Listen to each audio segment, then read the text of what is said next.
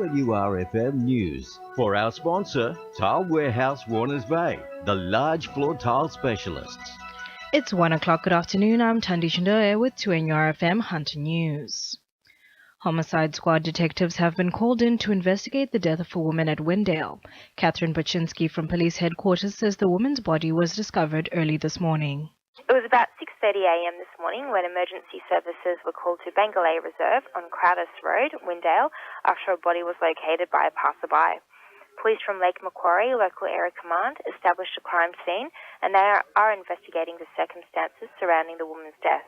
The woman is believed to be aged in her 30s and her death is being treated as suspicious. Police are urging anyone with information to call Crime Stoppers on 1-800-333-000. The state government has been accused of putting cost-cutting above education with its plans to close Wollombai Public School by the end of 2014.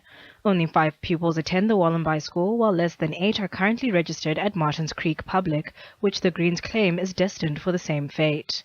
But New South Wales Greens MP John Key says the schools are a vital source of education closer to home for students in rural communities. We don't want these schools to close. We believe they are critical to the future, not only of those 2 communities, but of the entire Hunter Valley. There are enough children in both communities to make these schools not just viable, but vibrant.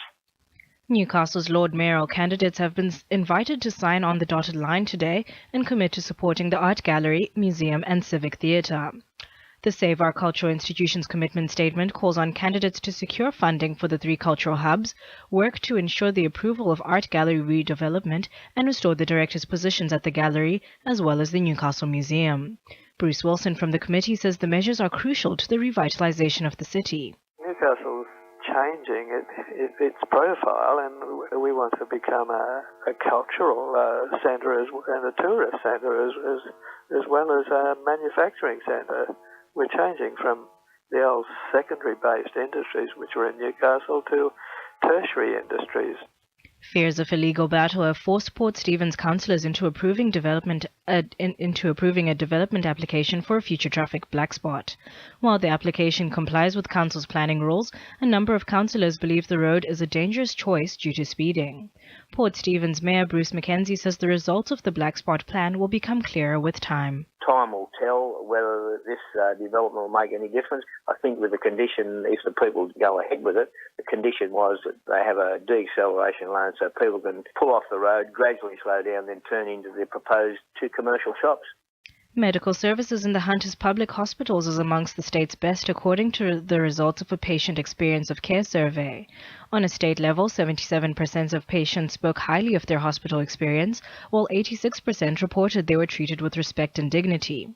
Bureau of Health Information Chief Executive Jean-Frédéric Levesque says while patients were generally pleased with medical services, there is still room for improvement. Patients want to be involved in decisions about their care and treatment and feel that at times they're not involved enough, and ensuring that interpreters are available for patients that have difficulty speaking in English and doctors and nurses working together are certain areas that could be improved. Hunter residents concerned about the wholesale destruction of healthy trees have until Friday to make submissions to a government review. Concerns have been raised since the so-called 1050 rule was introduced in August, allowing property owners in bushfire zones to remove trees and shrubs which pose a threat to their homes during a fire. However, it's now been revealed hundreds of trees have been felled even though they pose no risk to properties. In finance, the All Ords is down 36 points at 54.57, and $1 Australian is buying 86.86 US cents. Now it's sport, Belinda De Las Heras. Newcastle Jets defender Adrian Madashi has declared himself fit to make his long-awaited club debut ahead of Friday's clash with Brisbane Roar. It comes after the 32-year-old was forced to sit out the first 5 A-League rounds with calf and thigh injuries. Defender David Carney says they're headed in the right direction. Playing a lot better now and we're going up, we're scoring good goals now and we just need to cut out little errors and I think we'll be okay.